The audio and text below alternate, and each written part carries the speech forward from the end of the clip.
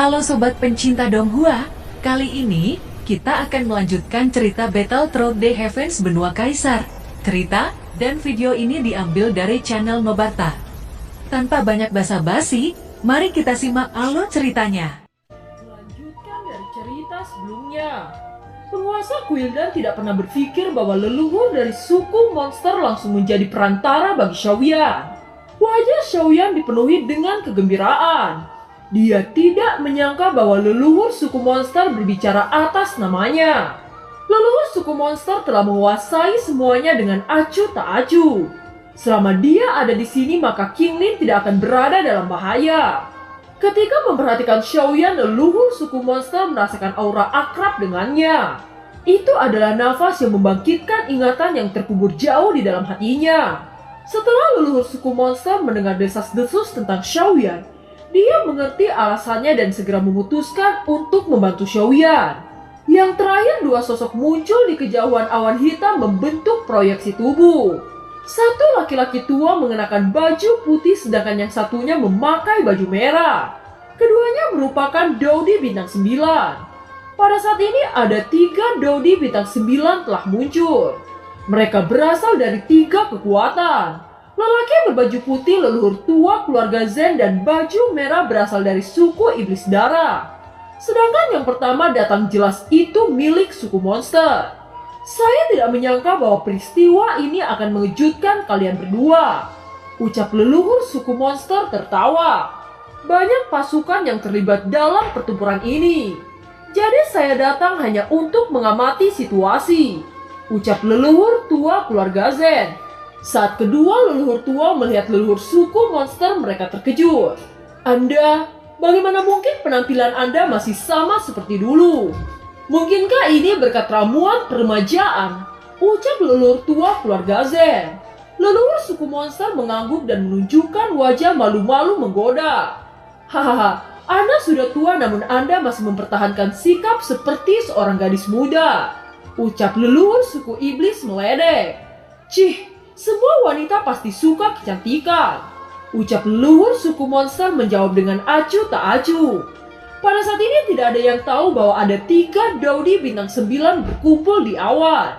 Sekarang di medan pertempuran situasinya semakin memanas. Tetapi Liu Yan masih bertekad saat berkata, leluhur suku monster, mengapa Anda membela Xiaoyan dalam masalah ini? Saya telah menahan tekanan dari semua pihak. Saya harap leluhur suku monster tidak memberi tekanan pada saya. Jika saya memberikan toleransi kepada Xiaoyan, wajah apa yang dimiliki Kuildan saya? Leluhur suku monster harap untuk mengerti. Jika leluhur dapat bersimpati dengan kesulitan Kuildan saya akan mengingat kebaikan leluhur suku monster. Saya akan memberikan diskon ramuan terbesar kepada suku monster. Ucap Liu Yan. Setelah itu Liu Yan menoleh ke King Hao, keluarga Zen dan Sang Meng saat berkata lagi, saya akan memberikan hal yang sama pada Anda semua. Ucap Liu Yan. Tentu saja King Hao dan Yao Tian tidak akan menerima godaan ini. Tetapi sekarang hanya leluhur suku monster yang dapat mengendalikan situasi. Sebelum leluhur suku monster menunjukkan sikap mereka tidak akan berbicara. Untuk sementara waktu, semua kekuatan diam menunggu sikap leluhur suku monster. Hati King Lin sangat terganggu berhadapan dengan manfaat besar yang diberikan ketua Kuildan. Keputusan seperti apa yang akan dibuat oleh para leluhur? Apakah dia masih berdiri di samping Xiaoyan? King Lin tidak tahu bahwa trik Kuildan sangat licik. Bahkan jika leluhurnya menyerah, dia tidak akan pernah menyerah. Bahkan jika itu menghabiskan nyawanya, dia ingin melihat apakah leluhur lama menganggap kepentingan itu lebih penting daripada hidup King Lin. Leluhur, Anda telah menyatakan dukungan Anda kepada Xiaoyan sebelumnya. Sebagai identitas dan reputasi Anda tidak akan menyerah pada posisi Anda untuk apa yang disebut manfaat yang diberikan Liu Yan. Ucap Yao Tian. Suara yang agak serak dari leluhur suku monster terdengar. Cih, siapa yang tertarik oleh tawaran yang diberikan oleh orang tua itu? Jangan katakan itu lagi. Xiaoyan memiliki hubungan baik kepada suku monster saya. Keinginan saya masih tetap sama. Serahkan istri Xiaoyan. Ucap leluhur suku monster. Jantung Liu Yan seperti akan copot mendengar ungkapan leluhur suku monster. Leluhur suku monster mengatakan bahwa Xiaoyan memiliki hubungan dengan dia. Tidak heran dia tidak bisa tersentuh oleh manfaat yang begitu besar. Ini sudah berakhir, ucap Liu Yan. Pemilik kuil dan sangat tidak mau. Untuk membasmi Xiaoyan, kuil dan tidak ragu untuk menyinggung begitu banyak kekuatan super. Dan bahkan meninggalkan kesan buruk di dunia bahwa Quildan tidak bisa digertak. Apakah semua upaya sebelumnya berakhir dengan cara ini? Namun tanpa menunggu ketua Quildan untuk berbicara, leluhur suku monster menengus dingin. Mengapa ketua Quildan bertekad untuk membiarkan kota raksasa ini akan menjadi sungai darah? Ucap leluhur suku monster. Suara itu seperti guntur yang menggelegar, membuat telinga orang-orang Quildan berdengung. Mereka semua terkejut dan menjadi pucat. Liu Yan tidak berdaya saat berkata, "Baiklah, karena leluhur tua membuka mulut seperti ini, istana Quildan tidak boleh menolak perintah leluhur lama. Tetapi saya harap Anda bisa menenangkan semua berbagai kekuatan Xiaoyan. Sekarang Quildan saya akan menyerahkan Sun Er," ucap Liu Yan.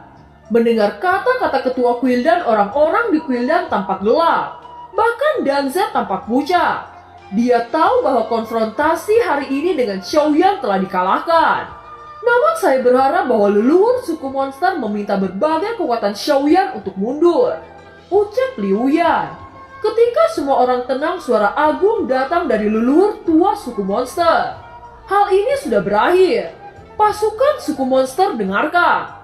Tarik kembali semua pasukan utama dan tinggalkan medan tempur, ucap leluhur suku monster. Setelah mendengar perintah dari leluhur suku monster, semua pasukan suku monster mundur serempak. Pergi, semua penonton sedikit bingung dan enggan. Mereka belum melihat hasil akhirnya. Apakah Sun Er akan kembali ke Xiaoyan atau dia akan menjadi cucu Quildan? Penguasa Quildan pertama kali membuat gerakan, dan orang-orang di Quildan mundur seperti air pasang. Hanya menyisakan beberapa petinggi Quildan. Xiaoyan juga menarik tim utama Xiaofu. King Hao dan Yotian juga menarik kembali bawahan mereka. Tetapi mereka berdua dan penatua keempat tinggal di belakang untuk melihat Liu Yan menyerahkan Sun Er. Mereka tidak sama dengan orang-orang dari Sang Meng dan keluarga Zen. Mereka benar-benar datang untuk membantu Xiaoyan, sehingga mereka tidak akan peduli apakah Quildan akan keberatan atau tidak. King Lin tidak mengikuti perintah leluhur suku monster. Dia masih tinggal dan dia berharap untuk bertemu Sun Er. Ketua Quildan lega saat melihat bahwa hanya ada beberapa karakter inti di sisi Xiaoyan. Dia melirik King Hao, Yotian, penatua keempat, King Lin, dan Xiaofu yang tersisa. Penguasa kuil, haruskah kita menyerahkan Sun Er? Tanya penatua ketiga dan keempat Quildan. Tutup mulutmu. Apakah Anda ingin Quildan kita hancur hanya untuk mempertahankan wanita itu? Teriak Liu Yan. Setelah itu Liu Yan memutar matanya dan menatap Xiaoyan. Kilatan ketajaman yang tidak menyenangkan melintas di matanya. Dia mengangkat kepalanya dan berkata ke langit, "Leluhur suku monster, saya akan memerintahkan seseorang untuk membawa Sun Er," ucap Liu Yan. Kemudian dia menyuruh Dandan untuk membawa Sun Er. Dan pada saat yang sama dia menginstruksikan Dandan secara diam-diam untuk berusaha menenangkan Sun Er sebanyak mungkin. Dengan begitu dia dapat mencegah Sun Er meninggalkan kesan buruk pada leluhur suku monster. Pada saat ini sosok pria mengenakan baju putih muncul di pavilion. Penampilan pria ini sangat elegan dan mewah. Itu menunjukkan status pria muda ini sangat tinggi. Pria muda itu adalah Dandan. Tatapan Dandan menyapu gerbang dengan ekspresi rumit dan wajahnya menunjukkan keengganan. Dandan sangat tertarik dengan kecantikan Sun Er. Bahkan dia sengaja membuat lubang cacing kecil untuk bisa menemui Sun Er kapan saja. Meskipun kecantikan Sun Er seperti batu giok, tetapi hatinya selalu milik Xiaoyan. Sekarang Dandan harus mengembalikan orang kesayangannya ke tangan Xiaoyan. Secara alami keinginan untuk membunuh Xiaoyan sangat kuat di hatinya. Di dalam pavilion terdapat wanita memakai gaun hijau. Wanita itu sangat cantik seperti batu giok bermutu tinggi. Siapa lagi wanita itu jika bukan Gu Sun Er? Mendengar sebuah langkah kaki di paviliun, Sun-er perlahan-lahan menoleh. Saat melihat Dandan, Sun-er merasa sangat jijik. Dia berbalik dan melihat danau di kejauhan. Pada saat ini Dandan memandang punggung Sun-er untuk waktu yang lama. Setelah beberapa saat dia berkata, "Sun-er, Xiaoyan menjemput Anda," ucap Dandan. Ketika Sun-er mendengar bahwa Xiaoyan datang menjemputnya, tubuh Sun-er bergetar.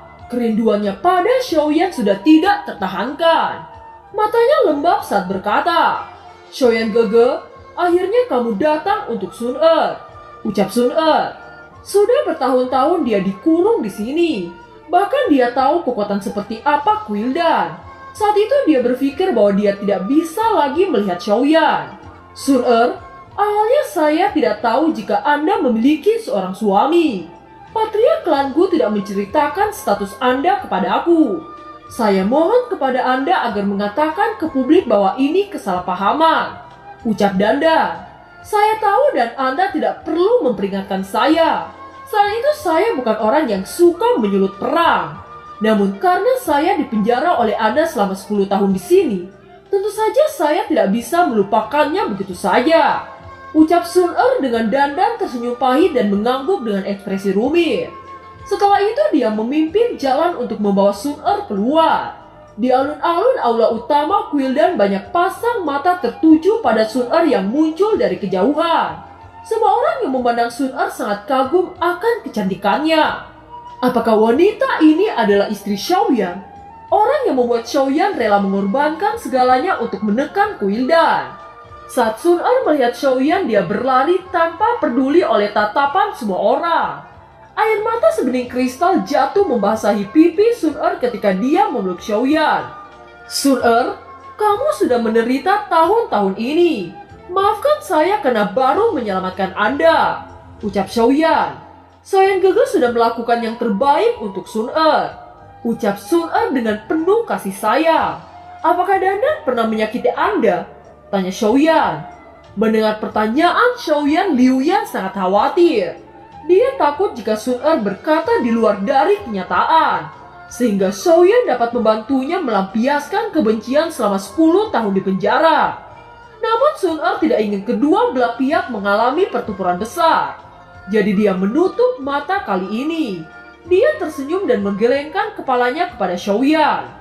Mendengar pernyataan Sun-er, Liu Yan menghela nafas lega.